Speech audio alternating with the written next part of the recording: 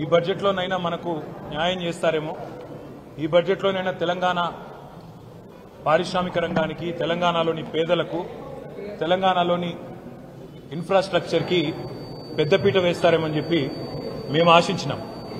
కానీ దురదృష్టం ఇవాళ 48,21,000 కోట్లతో బడ్జెట్ పెట్టినప్పటికీ అందులో పెద్ద ఎత్తున కొన్ని రాష్ట్రాలకు పెద్దపీట వేసినప్పటికీ తెలంగాణ ప్రస్తావన మాత్రం లేకపోవడం అనేది నిజంగా కూడా బాధాకరం, శోచనీయం. తెలంగాణలో 4 బీజేపీ ఎంపీలు గతంలో ఉంటే ఇవాళ తెలంగాణ ప్రజలు ఆ సంఖ్యను రెట్టింపు చేసినారు, 8 మందిని గెలిపించారు. అయినప్పటికీ 8 రూపాయలు కూడా కేంద్ర ప్రభుత్వం ఈ బడ్జెట్లో ఇవ్వకపోవడం అనేది నిజంగా బాధాకరం, తీవ్రంగా కూడా తెలంగాణ ప్రజలందరినీ కూడా విస్మయపరిచిన అంశం. బడ్జెట్ చూస్తూ ఉంటే ఇప్పటిదాకా నేను కామెంటరీ కూడా వింటా ఉన్నాను.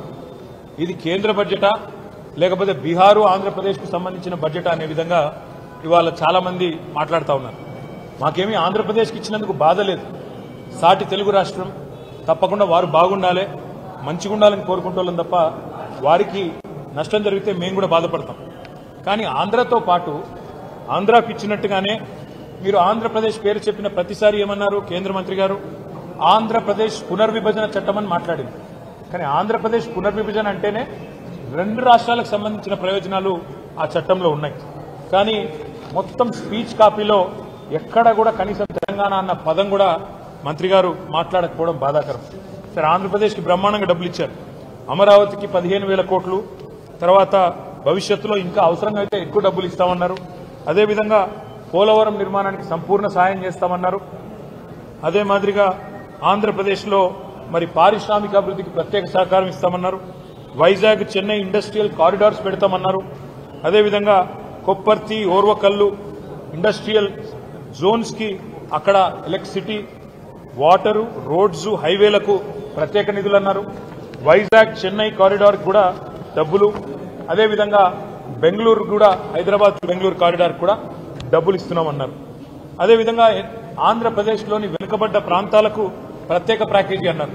రాయలసీమ, ప్రకాశం, ఉత్తరాంధ్ర జిల్లాలకు ప్రత్యేక ప్యాకేజీ అన్నారు. మాకు ఆంధ్రప్రదేశ్కి ఇచ్చిన దాని మీద దుగ్ధ లేదు, బాధ లేదు, అసూయ లేదు. తెలుగు రాష్ట్రం, పక్క తెలుగు రాష్ట్రం బాగుపడితే సంతోషించటోళ్ళమే, తప్పకుండా స్వాగతిస్తాం ఆంధ్రప్రదేశ్కి ఇచ్చిన దాన్ని. కానీ కేవలం ఆంధ్రప్రదేశ్కు, బీహార్కు రెండింటికే ఇస్తూ మిగతా 26 రాష్ట్రాలను మరి చిన్నచూపు చూడడం అనేది నిజంగా బాధాకరం. ఆంధ్రప్రదేశ్ పునర్విభజన చట్టమని మీరే మాట అయితే చెప్పారు. ఆంధ్రప్రదేశ్ పునర్విభజన చట్టంలోనే 2 తెలుగు రాష్ట్రాల ఏర్పాటు కూడా ఉన్నది. తెలంగాణ ఉన్నది, ఆంధ్రప్రదేశ్ ఉన్నది. కానీ ఎప్పట్లాగానే మనకు 9.5-10 సంవత్సరాలుగా ఎప్పట్లాగానే ఇచ్చినట్టు ఈసారి కూడా గుండు సున్నానే ఇచ్చింది కేంద్ర ప్రభుత్వం. మరి మీరు ఒక్క నిమిషం ఆలోచిస్తే మనకు ఆంధ్రప్రదేశ్ పునర్విభజన చట్టంలో కూడా 35 వివిధ హామీలు మరి మనకు కేంద్ర ప్రభుత్వం ఆనాడు 2014లో ఇచ్చింది.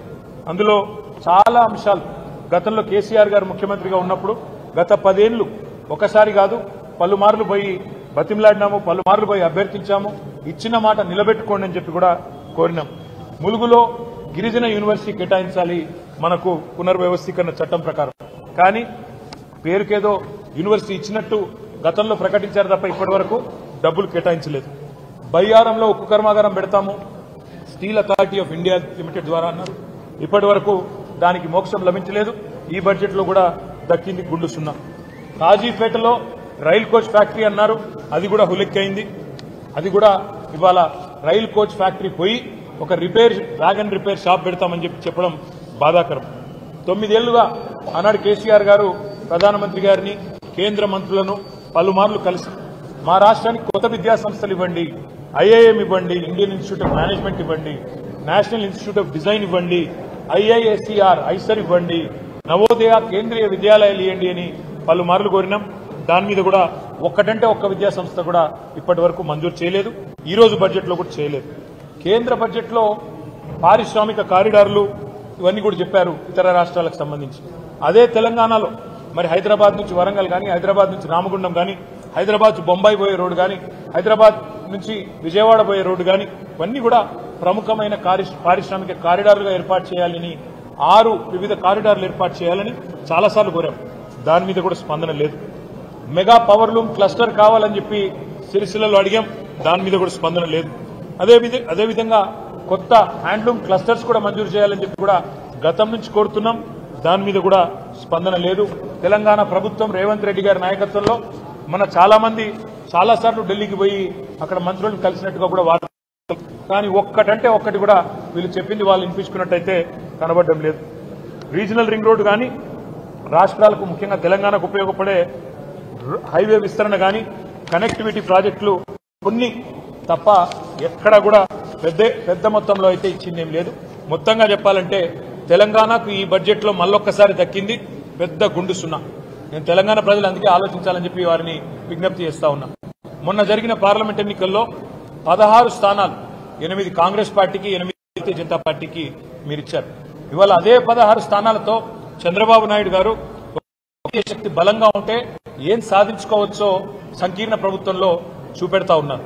15,000 కోట్లు ఒక్క ఏపీ క్యాపిటల్ డెవలప్మెంట్ కి ఆయన తీసుకుంటున్నారు. అదేవిధంగా బీహార్కు 26,000 కోట్ల రూపాయలు కేవలం రహదారుల కోసం మాత్రమే ఇచ్చినారు.